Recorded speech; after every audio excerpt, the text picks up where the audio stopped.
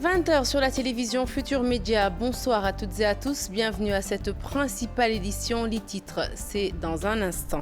L'affaire Petro-Tim secoue le landerneau politique. Face à la polémique, la jeunesse socialiste déçue par la sortie du Premier ministre demande aux responsables socialistes de quitter le gouvernement. Pendant ce temps, à l'AMS, on organise la défense d'Aliou Sall. Ses collègues déplorent les attaques dont leur patron fait l'objet et demandent à ses détracteurs de bien vouloir fournir des preuves de ce qu'ils avancent.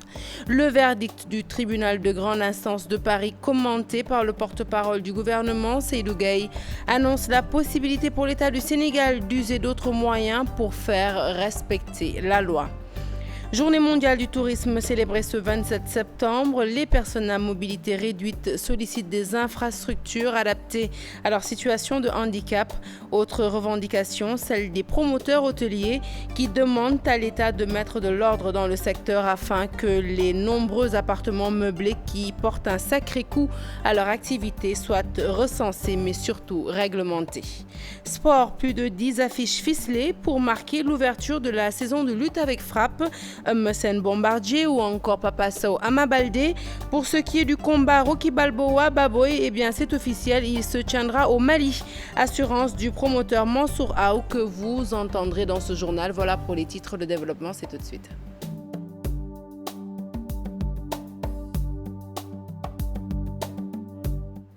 Rebonsoir à toutes et à tous. Un journal que nous ouvrons tout de suite avec l'affaire Petro-Tim. Les arguments du Premier ministre ne semblent pas avoir convaincu la jeunesse socialiste. Ces derniers, les jeunes du Parti socialiste retranchés au niveau de la JDS, sont toujours dans le flou. Ils demandent aux responsables socialistes de prendre les devants.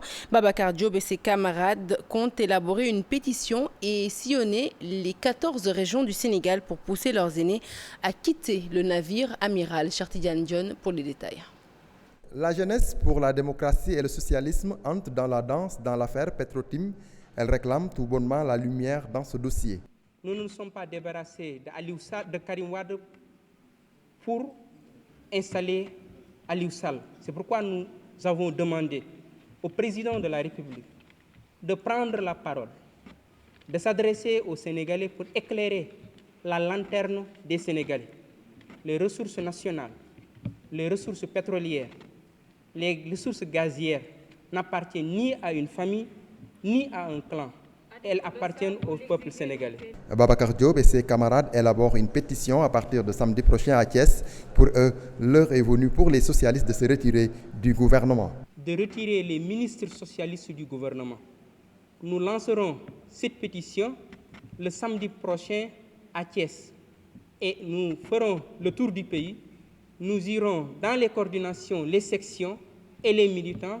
Et nous appelons tous les militants socialistes à signer cette pétition. L'objectif est d'avoir 200 000 signataires. Pour les jeunes héritiers de Léopold Sédar Senghor, on ne dirige pas un parti politique, mais plutôt on doit l'animer pour la conquête du pouvoir en vue des futures échéances politiques qui pointent à l'horizon. Et toujours à propos de l'affaire Petro-Tim, face à la presse, l'Association des maires du Sénégal défend son président Aliou Sall. Vous le savez, fait les choux gras des médias depuis qu'il a été accusé par des tiers d'être l'actionnaire unique de Petro-Tim et de détenir par conséquent des parts dans le pétrole découvert au large de nos côtes sénégalaises. Eh bien, ce lundi, ses collègues sont montés au créneau pour déplorer le harcèlement dont leur patron fait l'objet. Les membres de l'AMS demandent aux détracteurs d'Aliou Sall de brandir des preuves et de saisir la justice s'ils ont des arguments à faire valoir. Pape Faraninga. L'Association des maires du Sénégal qualifie les accusations à l'encontre d'Aliou Sall sur l'affaire Petro-Tim de déclarations diffamatoires. Pour elle, leur président est victime d'acharnement. L'AMS lui apporte toute sa solidarité. Nous pensons que c'est injuste. Et tant qu'association, donc regroupant des maires, nous ne saurons jamais accepter, encore moins tolérer, que un collègue parmi nous, de surcroît la personne morale de notre association, soit traînée dans la boue par des gens qui n'ont jamais apporté la preuve de leurs accusations. Et c'est le défi que nous leur lançons. Pour clore le débat, les membres de l'AMS exigent aux détracteurs d'Aliou Sall de publier leurs preuves et de saisir la justice. Quiconque a un document compromettant n'a qu'à le publier, qu'il soit de la mouvance présidentielle ou qu'il soit de l'opposition. C'est ça la position que nous avons. Et ce jour-là, Aliou Sall va répondre devant les juridictions. Et le débat sera tranché. Toutefois, ils ont du mal à comprendre l'ancien Premier ministre Abdoul Mbaye qui parle de délit d'initié. Bon, peut-être que certains auraient le don d'ubiquité et de savoir s'il y a du pétrole à Sangomar ou à Las Palmas, mais connaissant bien notre père libéral Abdoulaye Wade, il n'hésiterait jamais, en tout cas moi à sa place, j'aurais jamais hésité à faire creuser tout de suite les puits de pétrole s'il savait vraiment d'un seul iota qu'avant les élections de 2012, il y avait du pétrole quelque part. Malgré les attaques de tous bords, l'AMS renouvelle sa confiance à Aliou Sall. Face à la presse, les maires s'indignent du comportement de certains politiciens avec leur manière de faire la politique. Et toujours à la une de l'actualité politique, cette fois-ci les commentaires du porte-parole du gouvernement sur le verdict du tribunal de grande instance de Paris. Seydou Gueye affirme que la requête de l'État reste recevable malgré son rejet par la justice française, celle-ci ne reconnaissant pas le délit d'enrichissement illicite. Résultat, le Sénégal peut toujours, via le procureur spécial, user de voies et recours pour faire respecter la loi. Fatou Bintou Conté pour les détails. L'État du Sénégal ne confisquera pas les 2 appartements de Karim Wade à Paris. La justice française a rejeté cette plainte défendue par le parquet financier de la capitale française. Mais le porte-parole du gouvernement explique que cette requête est recevable en droit et c'est seulement dans le fond que la justice française a rejeté le délit d'enrichissement illicite. Le tribunal de Paris a déclaré la requête du Sénégal recevable en droit, mais dans le fond a rejeté au motif que le délit d'enrichissement illicite n'existait pas dans le code pénal français. Il ne s'agit absolument pas d'une décision qui remet en cause la décision rendue par la justice sénégalaise. Mais l'État, via le procureur spécial, compte user de toutes les voies de recours pour que la France respecte la convention de Melilla. Maintenant, les avocats du Sénégal, ou en tout cas le procureur, puisque c'est lui qui avait fait la requête, pourra voir quelles sont les voies de recours qui reste encore ouverte au regard justement de cette convention. Toutefois, Seydou Gueye estime qu'il n'y a pas lieu de jubiler, encore moins de s'affoler, car chaque pays a sa souveraineté judiciaire. La France a exprimé sa souveraineté judiciaire comme le Sénégal a une souveraineté judiciaire. Le Sénégal pourrait se retrouver dans une situation où il refuse d'appliquer une décision. Ça, c'est de la souveraineté judiciaire. Ce que j'ai entendu certains amis de l'opposition commencer à chambrer la magistrature sénégalaise qui, de mon point de vue, mérite du respect.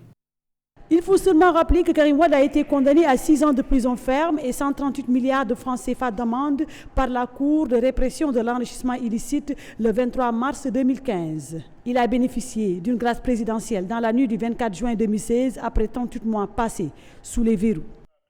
On est dans le secteur de la justice. Eh bien, on y reste pour parler cette fois-ci du site Juste qui observe une grève de 72 heures, un mouvement d'humeur qui indispose les usagers en quête de casier judiciaire ou de certificat de nationalité. Ils ont été nombreux ce matin à rebrousser chemin au palais de justice. Les autorités sont interpellées. Fatima Taba. Des kilomètres parcourus pour un casier judiciaire. La surprise fut grande pour Agnès à son arrivée au palais de justice. De Kermassa pour compléter un dossier. Ils étaient en grève. Que le gouvernement fasse ce qu'il faut pour les mettre dans les bonnes conditions. Casier judiciaire, certificat de nationalité et permis de visite ne seront pas délivrés ces 3 jours. Une situation qui cause d'énormes préjudices aux usagers. Je suis venu au moment qu'ils sont en grève. Donc je dois repartir comme ça. Perdre une journée comme ça.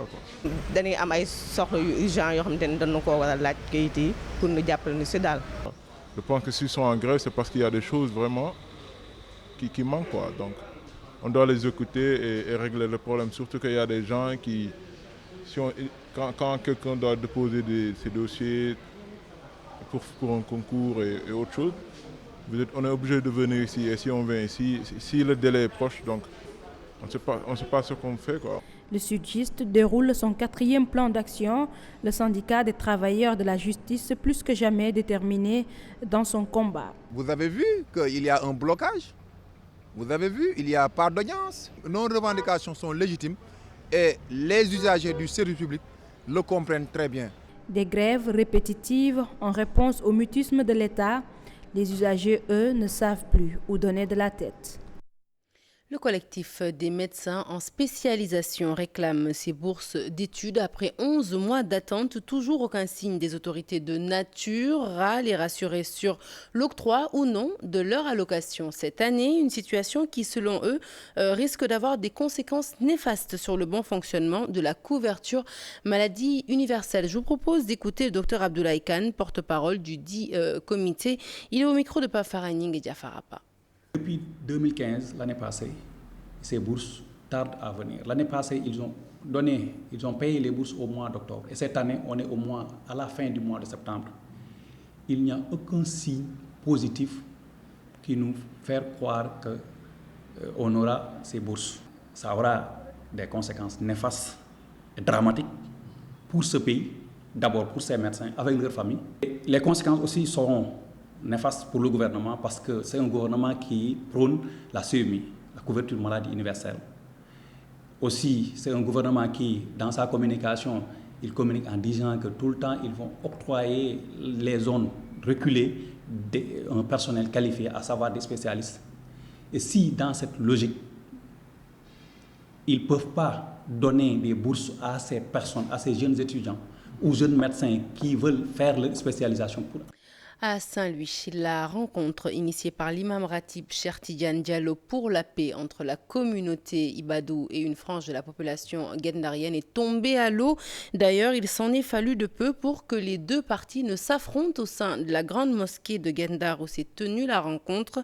Les réfractaires campent sur leur position et menacent de sévir si jamais la mairie entame les opérations de démolition de leur lieu de prière. Ousseynou Diop Abusek pour le compte-rendu de cette rencontre houleuse.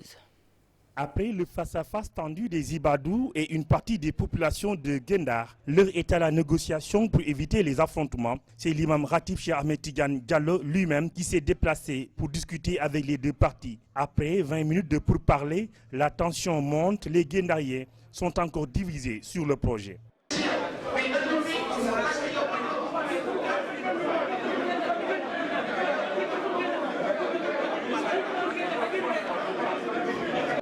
Le projet de discussion initié par l'imam Ratib Cheikh Ahmed Tidiane Diallo, par ailleurs président des imams et oulémas de la ville, tombe à l'eau. Pour une seconde fois, le débat s'est terminé en queue de poisson. Si pour les Ibadou et leurs alliés, il est inimaginable de penser à la démolition des deux lieux de culte, d'autres fils du quartier des pêcheurs de Gendar sont prêts à mener le combat pour démolir les deux mosquées situées sur la berge du fleuve. Allez, parlons à présent de Sansamba, une commune qui connaît de véritables difficultés d'ordre sanitaire. Le seul poste de santé qui s'y trouve est dépourvu de médicaments. À cela s'ajoute un manque criard de logistique.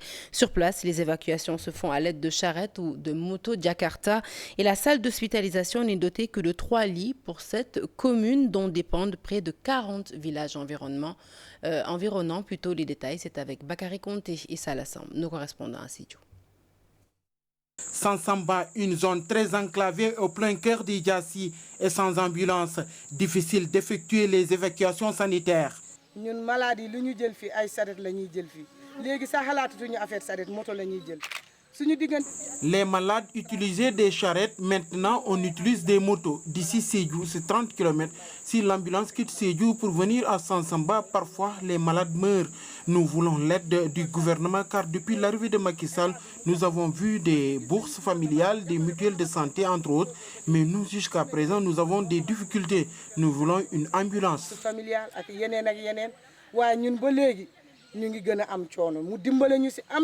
Depuis 5 ans, le poste de santé de Sansamba n'a plus d'ambulance et depuis 2014, le poste de santé n'a pas reçu de fonds de dotation. Une femme qui quitte à 20 km pour venir au poste de santé, qui est une femme enceinte, c'est difficile. Donc c'est ces difficultés que nous rencontrons. Et aussi des patients qui viennent pour les consultations, qui ont des affections un peu, dont tu sais qu'ils ne peuvent même pas marcher. Donc ils sont obligés d'amener des Jakarta pour les moyens de transport. Donc la zone est très très difficile, l'accès qui est difficile. Il y a tellement de ruptures de médicaments. Donc depuis fort longtemps, on n'a pas reçu nos fonds de dotation. C'est vraiment. Donc un poste de santé ne peut pas marcher sans les fonds de dotation. 3 lits seulement dans la salle d'observation. On a des mises en observation, on le fait dans la même salle. Les suites de pousse dans la même salle.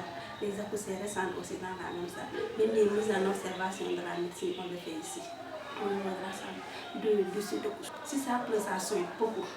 Ici, on a tout un tas de problèmes. Ça souille beaucoup. On est obligé de déplacer les lits. Le chef de village de Sansamba réclame aussi un nouveau forage et l'électrification de sa localité. Retour à Dakar plutôt cette fois-ci pour parler de la rado qui est montée au créneau après publication des résultats de l'autopsie du corps d'Ibrahima Fall, ce détenu qui a trouvé la mort lors de la mutinerie à Rebeuss. Aboubakry Mbodj demande que les responsabilités soient situées par une enquête crédible. Il demande également à l'État d'indemniser la famille du défunt. Ibrahima Mbaou dit Ibrahima Fall, Aboubakry Mbodj, que je vous propose d'écouter au micro de Souleymane Touré. Nous allons suivre de très près l'enquête parce que l'autopsie a été faite. Nous exigeons une enquête, le procureur s'est autosaisi. Les éléments de la DIC sont en train de faire l'enquête et nous osons espérer que l'enquête va révéler les circonstances dans lesquelles M. Ibrahima Fall a été tué. Nous pensons également qu'une fois que l'enquête est faite de façon professionnelle, on va identifier les auteurs de qui ont tué M. Ibrahima Fall. Et que ces auteurs, une fois identifiés également, soient traduits devant les juridictions compétentes. L'autre élément, nous considérons qu'aujourd'hui, les prisons sénégalaises sont des prisons qui constituent des mouroirs, on l'a dit, parce que les conditions carcérales sont des conditions exécrables. Il faudra également que l'État indemnise cette famille-là pour au moins alléger sa souffrance. On ne peut pas remplacer une vie, mais on peut atténuer une souffrance au moins par des mesures conservatoires. Je vous l'annonçais en titre, le Sénégal, à l'instar du monde entier, a célébré la journée mondiale du tourisme. Ce 27 septembre, les personnes à mobilité réduite en ont profité pour demander à l'État de mettre en place des infrastructures adaptées à leur situation de handicap. Autre revendication des Sénégalais, celle d'assurer le confort au niveau des hôtels. Du côté de l'administration, priorité est accordée à la diversification de l'offre. Compte rendu de cette journée avec Maïmouna Ndiaye et Mohamed Dian. Un secteur compétitif, un levier de développement, les acteurs touristiques veulent davantage diversifier l'offre, un plaidoyer porté à l'occasion de la célébration de la Journée mondiale du tourisme. Faire que le Sénégal soit accessible à travers l'Internet, par les sites, par la promotion dans les réseaux sociaux, rendre l'information disponible. Depuis 2015, la relance du secteur touristique est effective.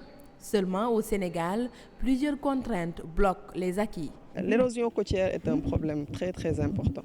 Nous allons également, dans une dynamique d'amélioration de l'offre de Saly, aller vers une requalification de l'offre parce que nous constatons que Saly maintenant est ouvert aux Sénégalais qui fréquentent la station, qui sont intéressés. Pour les personnes à mobilité réduite, les doléances restent la mise en place de transports adaptés et la sécurité dans les hôtels. C'est dans très peu d'hôtels que je peux aller et avoir ce dont j'ai besoin, être à l'aise, mais ce n'est pas tout à fait ça.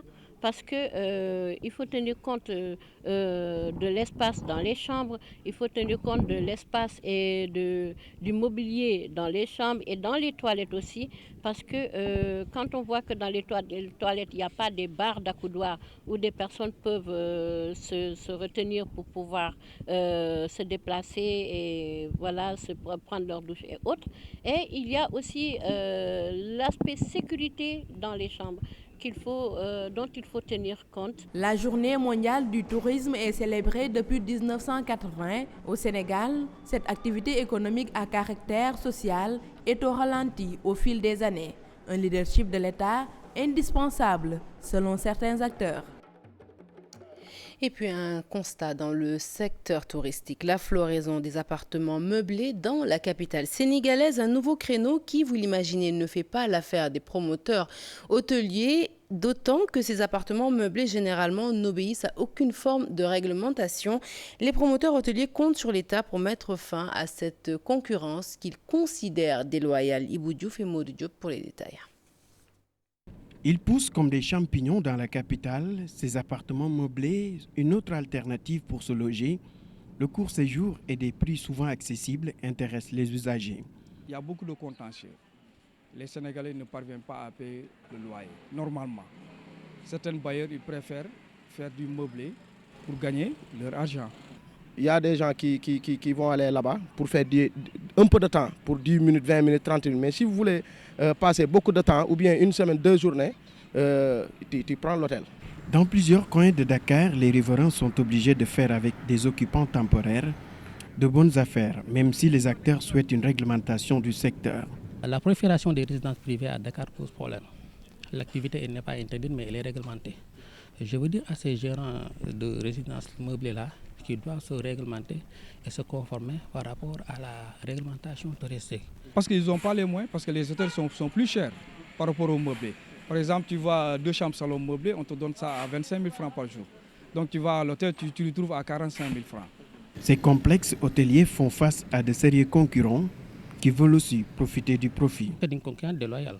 Ces gens-là non seulement ne s'acquittent pas de la taxe de promotion touristique, ce qui est un manque à gagner pour l'État du Sénégal, mais souvent la gestion est confiée à une tierce personne qui se charge de remettre et de récupérer la clé. Et souvent les transactions se passent ailleurs. Je vais prendre des mesures là-dessus.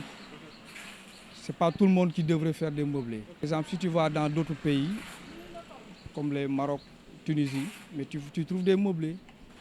Donc c'est réglementaire. Toujours en termes de profit, ces appartements meublés font l'affaire des propriétaires et des usagers au moment où les acteurs du tourisme parlent d'une concurrence déloyale.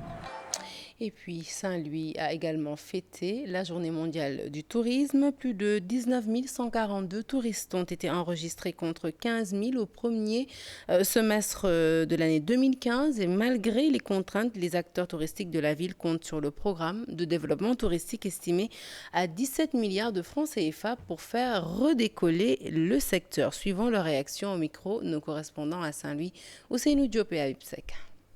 On s'est rendu compte qu'on a enregistré durant le semestre 2016 19 000 arrivées de touristes, comparé à 2015 où on avait enregistré 15 000, d'où une hausse de 22%. Donc, je suis satisfait pour le moment du comportement du tourisme à Saint-Louis. Mais durant cette période, on a noté, durant le dernier trimestre 2015, déjà une hausse des arrivées de touristes.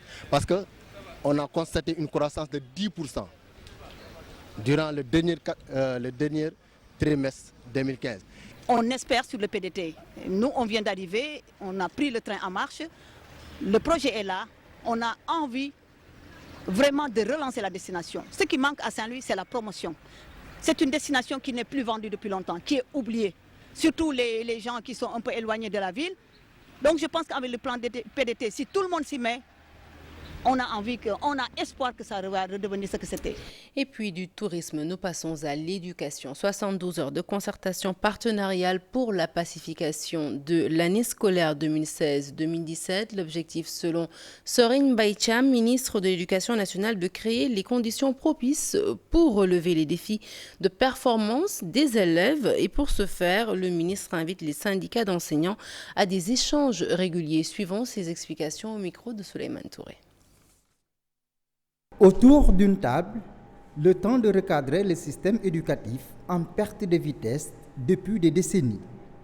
Une nouvelle démarche est donc adoptée par le ministre de l'Éducation nationale. Et chaque mois, il faudrait qu'on puisse avoir ces rencontres-là. Et j'ai déjà calé dans mon calendrier le 1er novembre, le mardi 1er novembre à 16h pour qu'on se rencontre. Le 6 décembre, je crois, mardi 6, premier mardi de chaque mois pour qu'on se rencontre.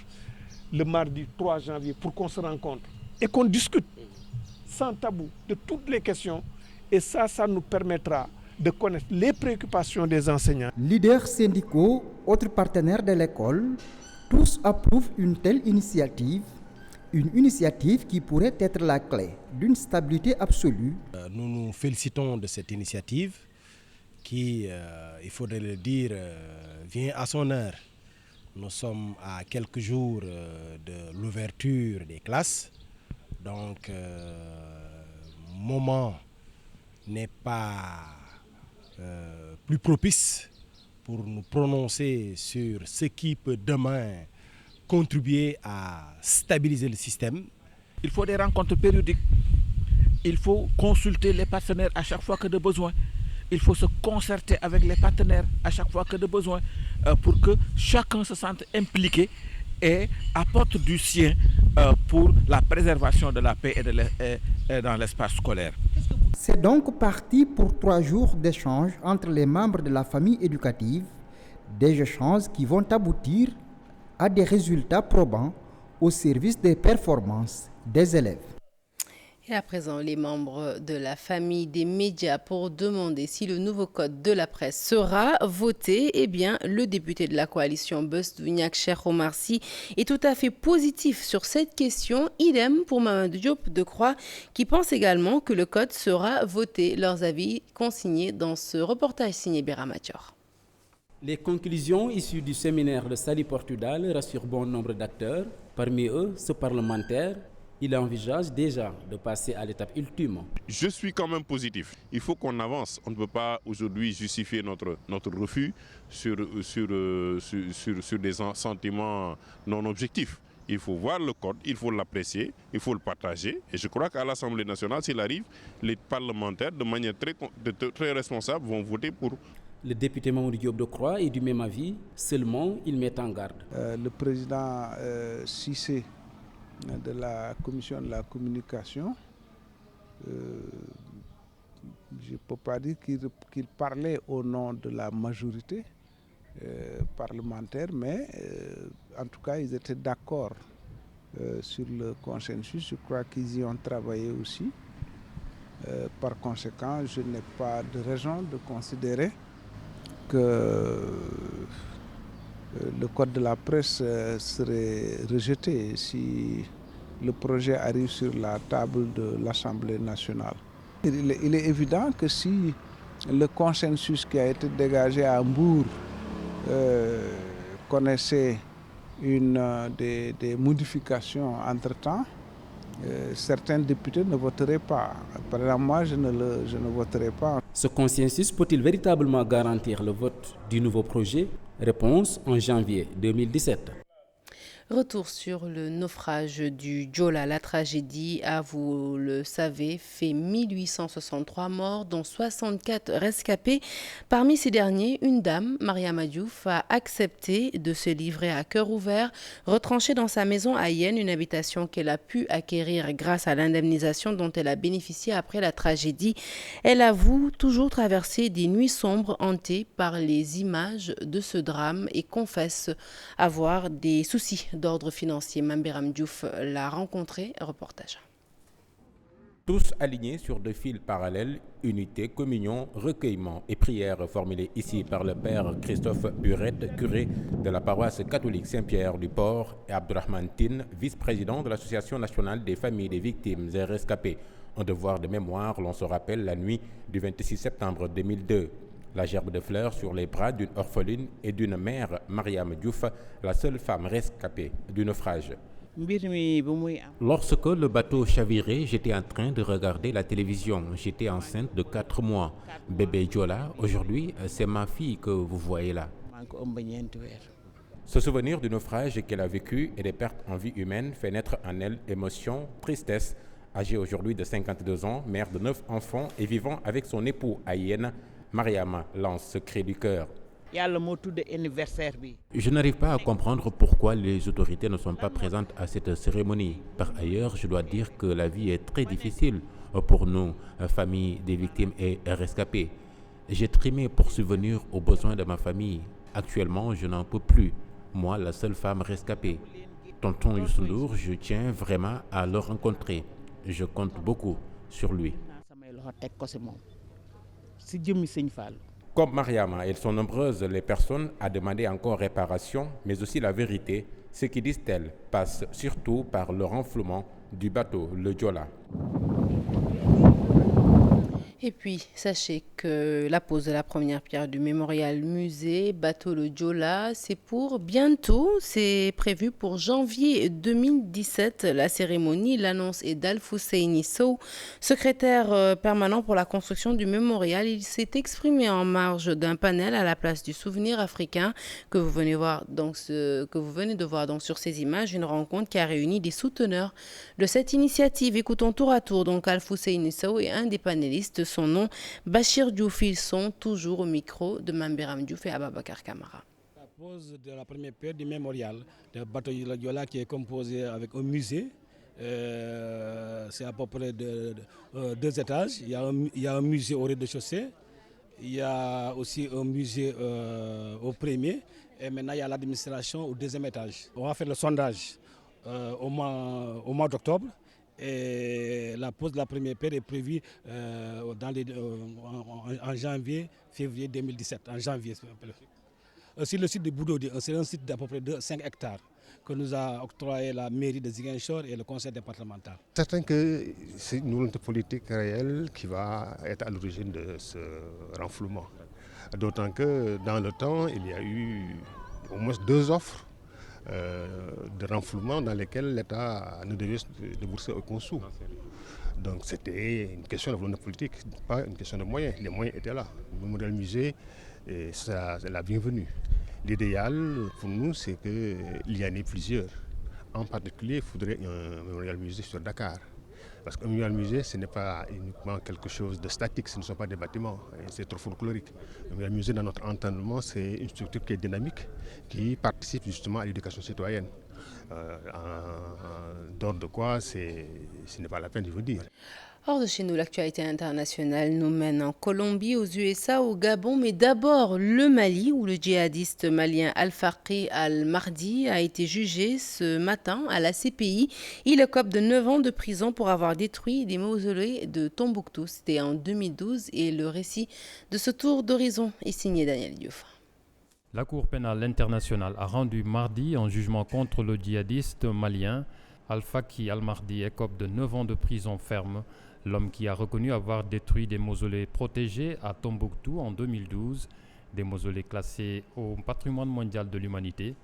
Les juges ont conclu que l'accusé est coupable étant donné sa participation directe à de nombreux incidents et son rôle en tant que porte-parole pour justifier les attaques dans les médias.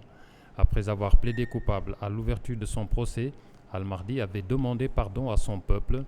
Il a même assuré être plein de remords et de regrets, disant avoir été à l'époque sous l'emprise des djihadistes. C'est reparti pour 7 ans au Gabon avec l'investiture d'Ali Bongo ce mardi au palais présidentiel de Libreville. Une cérémonie intervenue après la confirmation des résultats de la présidentielle pour la Cour constitutionnelle. Parmi les invités, seulement 4 chefs d'État africains, Ibrahim Boubacar Keïta du Mali, Mohamedou Issoufou du Niger, Faure Gnassingbé du Togo et Evaristo Carvalho de Sao Tomé. Aucun chef d'État de la sous-région d'Afrique centrale n'a fait le déplacement. Le Tchadien Idriss Déby, président en exercice de l'Union africaine, a été représenté par son Premier ministre, la France représentée par son ambassadeur, comme celui de l'Union européenne et des États-Unis. 21h à Les États-Unis, nous en parlons. Hillary Clinton et Donald Trump, les 2 candidats à la présidentielle de novembre prochain, se sont affrontés lundi soir pour un premier débat d'une série de 3. Selon les médias américains, le face-à-face a profité à la candidate démocrate. Son adversaire républicain Donald Trump tombé dans les pièges que lui a tendus l'ancienne secrétaire d'État. Selon un sondage CNN, l'ex-secrétaire d'État a remporté largement ce premier duel télévisé, 62% des téléspectateurs lui accordant la victoire contre 27% au candidat républicain. Sur les marchés, les investisseurs ont également jugé Hillary Clinton meilleure que Donald Trump. Enfin, après plus de 50 ans de conflits armés, les forces armées révolutionnaires de Colombie, communément appelées les FARC, ont signé l'accord de paix qui met fin à 52 années de guerre. La signature a eu lieu à Carthagène, dans le nord de la Colombie. Le conflit a fait, selon les estimations, 260 000 victimes et près de 7 millions de déplacés. Le président colombien Juan Manuel Santos a souhaité la bienvenue dans la démocratie à la guérilla des FARC. De son côté, le chef des FARC a demandé pardon aux victimes du conflit. L'accord de paix sera soumis aux Colombiens par référendum le 2 octobre prochain.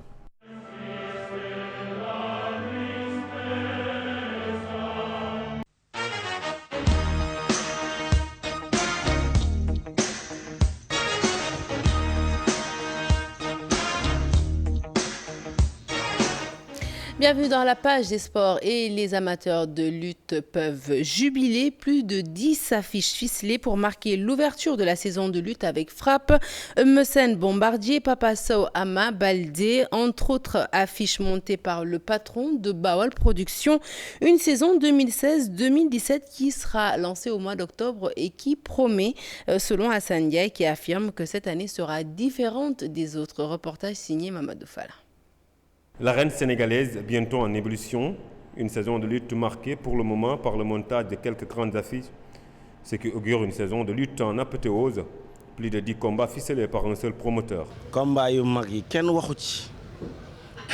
Personne n'osait démarcher les grandes affiches, mais j'ai pris mon courage à deux mains et avec l'aide de Dieu, j'ai réussi à monter 10 grandes affiches. Souhaitant démarrer cette saison au mois d'octobre, l'instance dirigeante de la lutte sénégalaise a convoqué les promoteurs afin de mieux s'organiser. C'est convoqué le 15 octobre pour nous faire des waxtaan. Le CNG nous a convoqué le 15 octobre. J'ai reçu ma convocation. L'objet de cette rencontre est de discuter sur les stratégies à adopter afin que cette saison soit réussie. Les combats d'autres ténors sont démarchés, nous révèle Hassan Diaye. Selon lui, il souhaite trouver un adversaire à Balla Gaye 2. Et puis pour ceux qui attendaient, c'est officiel, le combat Rocky Balboa Baboy se tiendra finalement au mois de décembre 2016 au Mali.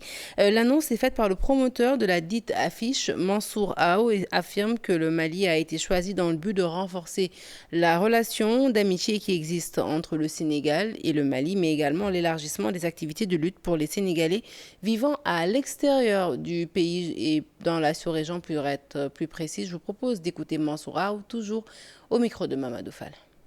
Un événement ci diggante Rocky Balboa ak Baboy ñu avancé ci ak les autorités maliennes ak l'ambassadeur qui est là Sendoy, je le salue, ak Mamadou Soko, responsable APR yi nekk foofu, ak toute la communauté sénégalaise yi nekk foofu.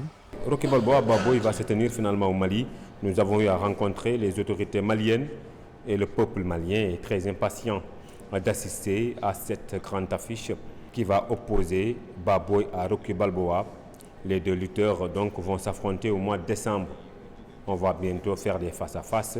Il y aura également 5 lutteurs maliens qui vont prendre part à cette journée de lutte. Il y a 5 lutteurs sénégalais parce que l'événement c'est l'émergence du Mali et Sénégal, intégration africaine, tout ça. Et puis d'une valeur de 50 millions, le parcours sportif a été inauguré sur la Corniche. Le bijou, fruit d'une coopération bilatérale entre la Chine et le Sénégal. La mairie de Dakar et les habitués du parcours, Malik Dia, saluent l'initiative et compte l'utiliser à bon escient. C'était en présence d'Ali Attala et Jafaraba. À peine la plaque dévoilée, les usagers du parcours sportif Malik Dia de la Corniche prennent d'assaut les balançoires et autres infrastructures.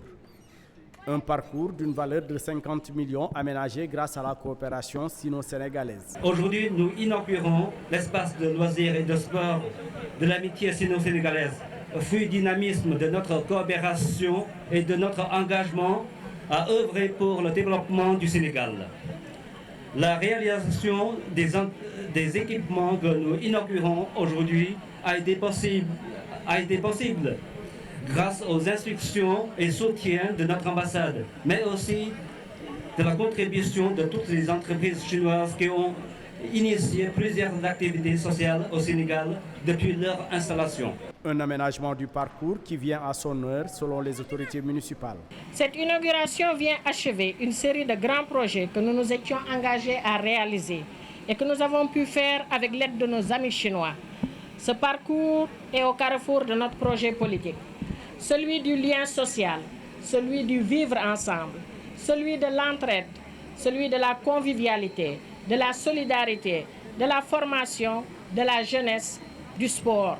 C'est l'exemple même du partenariat constructif et durable qui doit lier pouvoir public et monde associatif. Elle simplifiera la vie des associations et encouragera la pratique du sport indispensable à la bonne santé. Mesdames et messieurs, je veux rendre hommage au monde associatif que vous représentez et qui trouve aussi aujourd'hui un nouveau lieu d'expression. Je souhaite que vous puissiez vous l'approprier. Ce bijou est le vôtre, prenez-en soin. Vive l'amitié sino-sénégalaise, vive la coopération entre nos deux pays. Les usagers, principaux bénéficiaires, souhaitent en faire bon usage et demandent l'implication de tous pour son entretien. Il est vrai que la mairie a une responsabilité à ne pas négliger. Mais nous, en tant que premiers utilisateurs, je pense qu'il est bon que l'on gère ce matériel-là en bon père de famille ou en bonne mère de famille, ça dépend. L'aménagement du parcours sportif de la Corniche est un des jalons sur les projets de la municipalité pour changer la face de Dakar. Et football pour terminer, la composition des chapeaux pour le tirage au sort de la phase de groupe de la CAN 2017 est connue. Le Sénégal se trouve dans le chapeau 3 en compagnie du Cameroun, du Maroc et de l'Égypte. Le chapeau 1 réunit le Gabon, la Côte d'Ivoire, le Ghana et l'Algérie. Le chapeau 2, la Tunisie, le Mali, le Burkina Faso et la RD Congo. Le chapeau 4 se compose du Togo, de l'Ouganda, du Zimbabwe et de la Guinée-Bissau. Ainsi, le pire tirage pour nos Lions, eh bien, ce serait Algérie, Tunisie, Sénégal et Togo. Le tirage au sort aura lieu le 19 octobre prochain. Croisons les doigts pour nos Lions. Fin de ce journal. Merci de l'avoir suivi. Prochain rendez-vous de l'information, le tout en images à 0h. L'info qui continue sur votre site www.igfm.sn. Excellente suite des programmes sur TFM. À demain.